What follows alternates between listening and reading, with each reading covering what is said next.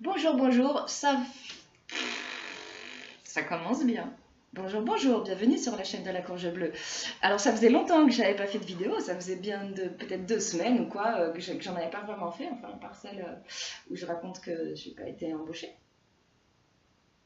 Euh, Et là, paf, 3 dans la foulée.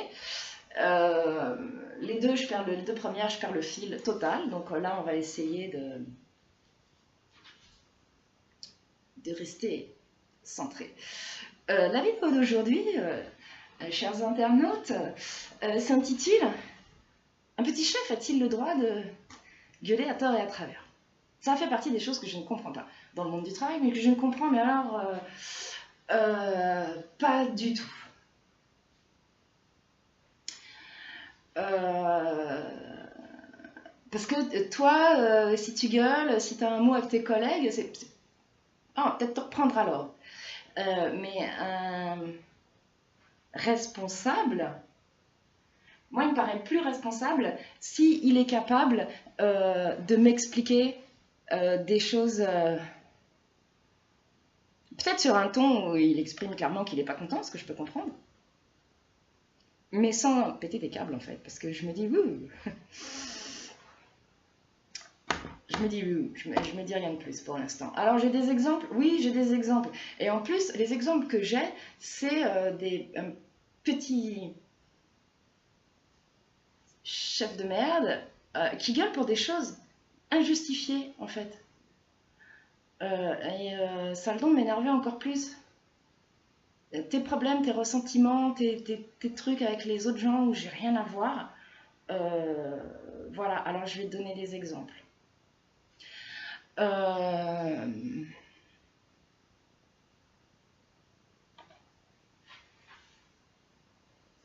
Concentration. Est-ce que je vais réussir à donner ces exemples sans mentionner le site où ça s'est passé? Parce que celle-là, ça serait une vidéo spéciale qui mûrit depuis des mois.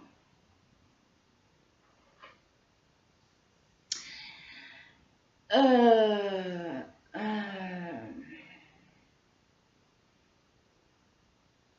la première fois où ce petit chef m'a gueulé dessus, je lui posais une question, je transmettais une question que m'avait posée mon autre chef.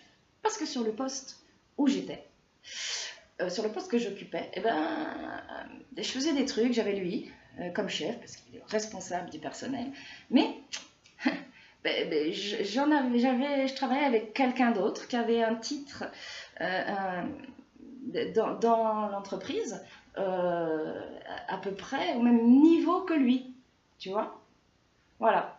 Donc, ce chef me pose une question à laquelle je ne peux pas répondre sans avoir posé la question à cet autre chef. Je respecte ma hiérarchie, je lui dis attends, je dois demander un petit chef si c'est possible, ce que je fais. Et donc, petit chef arrive et je lui dis voilà, autre chef m'a demandé ceci, qu'est-ce que je fais? Et là, pétage de câble. Dois-je préciser que ça faisait 3 semaines, j'étais encore en période d'essai, hein, on était plusieurs à avoir été recrutés, donc on avait une période d'essai, il faudrait que je revérifie, mais à peu près d'un mois, pour 7 mois d'embauche. Et donc voilà, donc je débarquais, je ne connaissais pas les tenants et les aboutissants de tout ce qui se passait là-dedans, je ne connaissais pas tous les gna entre les gens, il y en a, je les avais clairement vus, mais pas tous. Donc je pose la question à un petit chef qui me pète un câble, genre « Ouais, mais pour qui se prend autre chef le responsable ici, c'est Bibi. Ceux qui veulent ma place, ils l'auront quand je serai à la retraite. Et en attendant,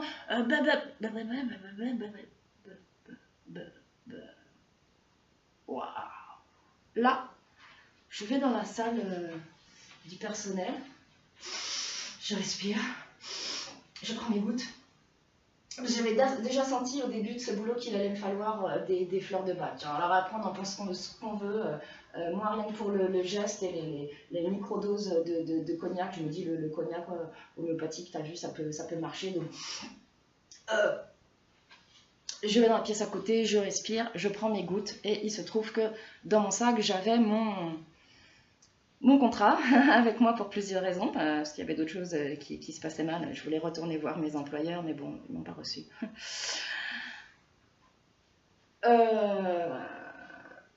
Respiration.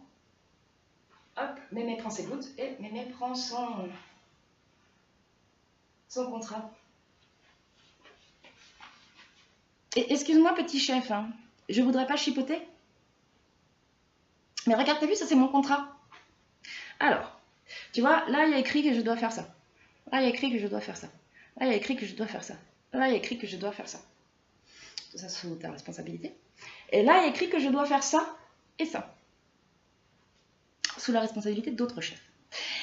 Donc, que tu ne t'entendes pas, que tu aies des problèmes relationnels avec autres chefs, ça ne me concerne pas. Je n'ai rien à voir là-dedans. D'accord? Ensuite, si ça ne te convient pas, les décisions que les élus ont prises par rapport à mon poste, ma fonction, etc., et que ça ne me concerne pas. Vois ça avec eux. Maintenant, je sais plus ce que je lui ai dit, mais en gros, c'était... voilà. Je sais plus, hein, mais j'étais sur le moment, j'étais waouh, c'est sorti d'un coup. Je l'ai recadré. Je l'ai recadré à tel point, il a essayé de continuer à dire pendant 1 ou 2 minutes, mais très vite il m'a dit ah je t'ai blessé, j'en suis désolée. J'ai cru que c'était une victoire. Ben non, pas du tout. Pas du tout, c'était pas une victoire. Et je m'en suis pas rendu compte. Et je m'en suis pas rendu compte jusqu'à la fin de mon contrat. Mais en fait, tu peux pas refaire descendre un petit chef du piédestal sur lequel il s'est mis tout seul. Parce qu'il va très mal le prendre. Et il va t'en garder un chien de sa chienne. Et comme t'es peut-être Asperger, ou t'es peut-être autiste, je suis juste peut-être pas fut, j'en sais rien. Toujours est-il que j'ai pas compris par la suite que peut-être j'en subissais les conséquences et que je les subirais. Voilà. Sur plein de trucs, j'ai rien vu. Mais j'ai rien vu, puis ça m'a pas arrêté là. Parce qu'il s'est passé un autre truc. Petit chef, il avait différentes fonctions, et entre autres la fonction de réparer des choses. Et il y avait une chose qui nécessitait vraiment d'être réparée. Sans quoi, le protocole qu'on devait respecter dans l'exercice de notre métier ne pouvait pas être respecté. Et pour plusieurs raisons que je ne développerai pas ici, c'était vraiment un problème. Et ça a duré longtemps. Et tous nous autres, les employés, on lui a dit « Oh, mais comment ça se fait que... mais comment ça se fait que... » Il nous a trouvé plusieurs excuses. Ah, bah le délai pour recevoir l'ampoule. Pour recevoir l'ampoule qu'il faut. Après, ouais, un truc, c'est un truc au niveau électrique. Je ne peux pas y aller tout seul. Moi, c'est très important, c'est vraiment quelque chose de très important. Moi, je t'accompagne quand tu veux. Et c'était vrai, je veux dire, ils me connaissaient, j'avais eu un autre truc à mieux voir, à mieux comprendre dans mon travail. J'étais venue une après-midi sur mes jours de repos pour mieux faire, mieux comprendre quelque chose. Voilà. Donc si je te dis je vais le faire, là je suis même pas en train de me dire c'est des heures qui doivent m'être payées. Non, c'est quelque chose d'important, c'est quelque chose qui doit être fait. J'ai peut-être dans certains cas une espèce de conscience professionnelle. Donc c'était juste pas possible, c'était possible pour personne. Ça nous empêchait vraiment, pour plein de raisons, de faire notre travail correctement. Et on en subissait les conséquences dans notre pratique. C'est un truc tout con, hein. Réparer un truc électrique, ça a duré trop longtemps. On avait eu une réunion peut-être un mois avant, le problème n'était pas encore survenu. Il se passe pratiquement 2 mois, puis il y a une réunion avec les élus, donc avec les employeurs. Moi, je mets un mot sur la feuille d'une collègue pour lui demander si on pose la question, si on soulève la question. J'avais très très envie. Mais honnêtement, je n'avais pas les couilles vu que j'avais eu plusieurs soucis hein, avec ce petit chef, comme je viens de le raconter. Et celui que j'ai raconté, ce n'était pas le premier, mais ce n'était pas forcément des soucis où il avait gueulé. Mais plutôt, il m'avait fait des coups bas. Et donc autre chef soulève la question.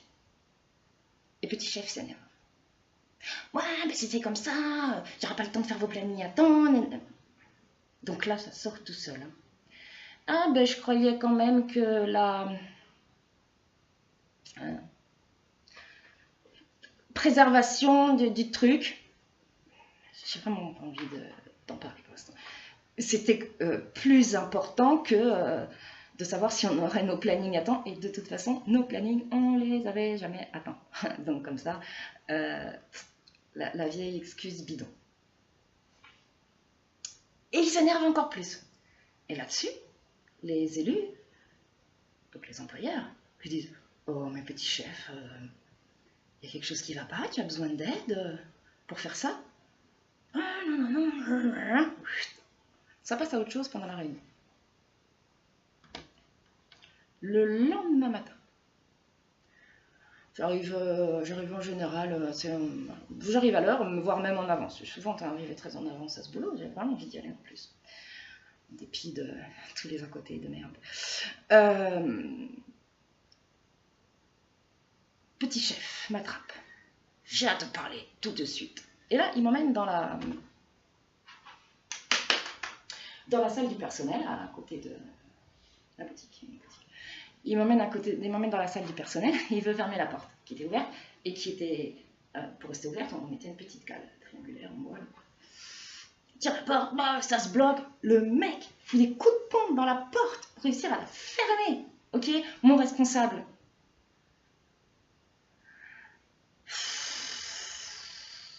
Notre entretien commence comme ça. Oui, alors je n'ai pas apprécié du tout que mes compétences ou que mon travail soit remis en question, surtout devant les élus ou quoi. Ouais, bah oui, ça je m'en doutais, mec. Alors il m'a fait tout un blabla. Ça m'a mis dans toutes mes émotions. Il faut savoir qu'à cause de ce boulot, j'ai été constipée pendant 6 mois. Et il faut savoir aussi que quand on me parle violemment et qu'on me menace ou qu'on est agressif, ça me donne envie de faire caca. Et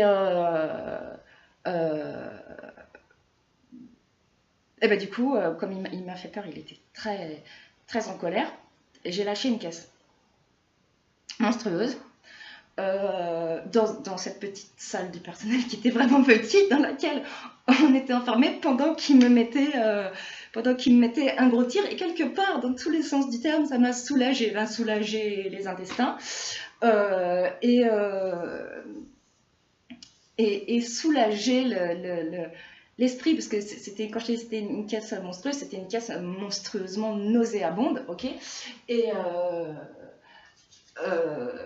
Et donc intérieurement, ça m'a fait, ça m'a fait dédramatiser parce que j'étais mort de rire, quoi. Le mec est en train de péter un câble sur moi, et moi je pète, pas un câble, juste je pète, et laisse tomber, quoi. Mais je le laisse parler. Et à nouveau, je l'ai repris point par point. Je lui ai expliqué qu'il se trompait, que je faisais pas ça pour le mettre en porte-à-faux face aux employeurs. Je posais la question pour nous tous qui avions à gérer cette situation au quotidien. Tous, on lui avait posé la question, tous se posaient la question entre nous. On ne comprenait pas pourquoi il n'allait pas le faire. Alors d'aujourd'hui, je n'ai toujours pas compris. Surtout que ce matin-là, avant l'ouverture, il l'a fait. Je pense qu'en un quart d'heure, c'était réglé. Tout seul, comme un gars. Donc, je lui ai expliqué qu'il se trompait. Que je voulais juste répondre à un questionnement qu'on avait tous. Voilà. Et qu'il avait très mal interprété mes propos. Et qu'il m'avait surtout pas écouté. Parce que j'avais entendu ses explications, ses réponses, et que moi-même, je lui avais proposé d'y aller avec lui.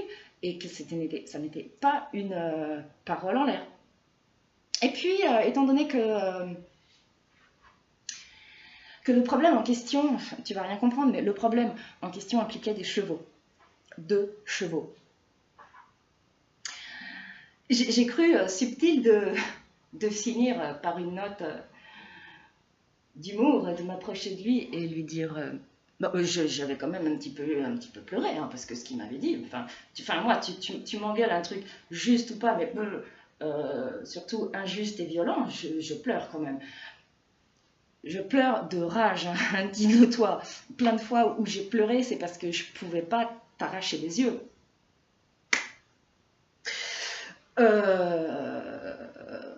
Donc, je m'approche de lui et je lui dis, tu vois, déjà, c'était pas la peine de monter sur tes grands chevaux. Et j'étais contente de moi, hein. Mais une fois de plus, j'avais voulu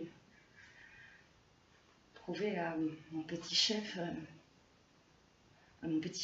caractériel, à mon petit chef avec cette mentalité d'adolescent, avec ce petit chef qui a sa mentalité je protège dans le travail ceux de mon clan et les autres, je leur fais la misère d'une manière ou d'une autre. Très subtil, hein, c'est pour ça que moi je vois rien du tout. Où je comprends, mais longtemps après. Donc j'en reparlerai. Il y a des choses que j'ai compris longtemps après.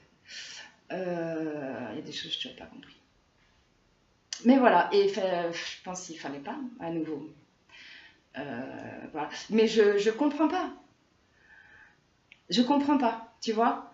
Parce que moi, dans le même travail, où j'ai pas été reprise d'ailleurs, où j'ai pas été reprise, et dans ce même travail, on m'a reçu en entretien des mois après pour le même boulot, en me disant oui, mais vous avez eu, vous vous êtes disputé avec un collègue, vous avez des mots avec vous avez été désagréable avec un collègue. Genre, what the fuck? On bosse sur une saison, c'est un métier qui est en stress, où on doit machin. Une saison, ça, quand tu es saisonnier, c'est le tourisme, tu as la pression. Tu es en train de me dire que tu as entendu dire que j'ai eu un problème avec des collègues. Peut-être j'ai râlé, peut-être j'ai parlé d'une manière désagréable, et à cause de ça, tu vas peut-être pas me reprendre, alors que c'est dérisoire, hein. Une embrouille, voilà. Des embrouilles dans ce genre de boulot, on peut passer outre. C'est mieux si on n'en a pas, je suis entièrement d'accord. Voilà. Mais donc, un chef, il peut te hurler dessus pour des trucs injustifiés. Mais par contre, toi, on va te dire, hein, vous avez été désagréable. Je comprends pas le monde du travail. Je voudrais pouvoir foutre ce putain de masque H24, voilà, et faire semblant, et dire de la merde sur les gens quand ils ont le dos tourné, tous ces trucs. Et j'y arrive pas.